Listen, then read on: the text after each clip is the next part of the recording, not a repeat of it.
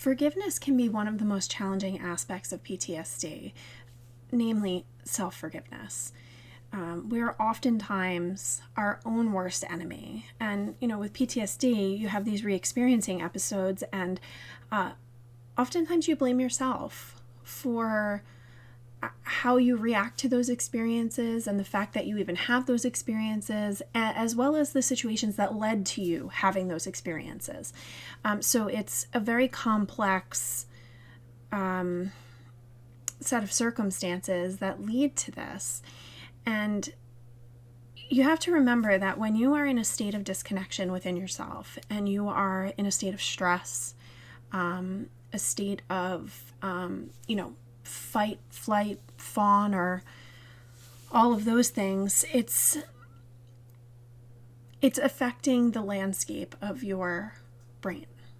And it is affecting the chemicals in your body. It is activating certain chemicals in your body.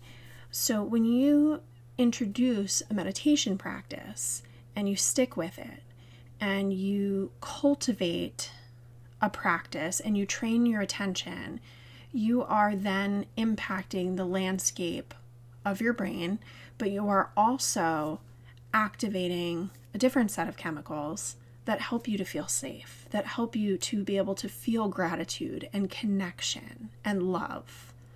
So you have the power to choose. And although, with PTSD, it doesn't always feel that way. It doesn't always feel like you have a choice.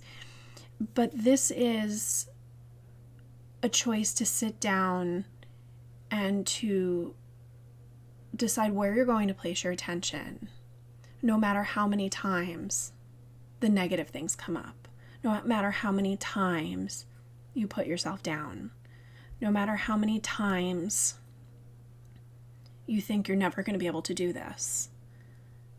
It's about interrupting the process over and over again.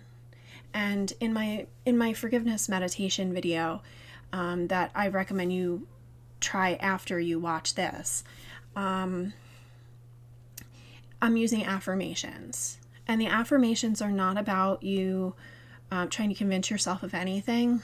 I don't think that's possible. I live with PTSD. I've never been able to convince myself of anything.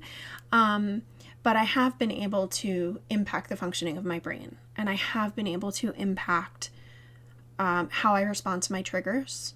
And I have been able to impact my day-to-day life by choosing where I place my attention.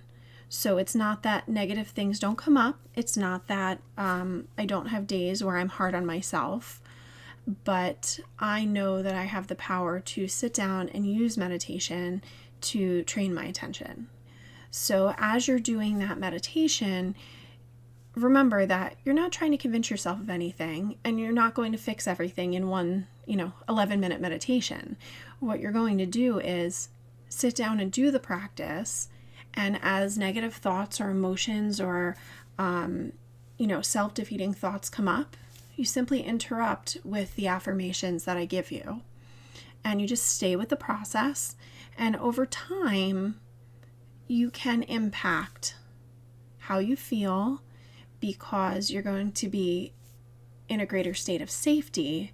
And as you create that state of safety, you start to build connection. Connection builds into support, and it becomes a whole network that you create for yourself from the inside out.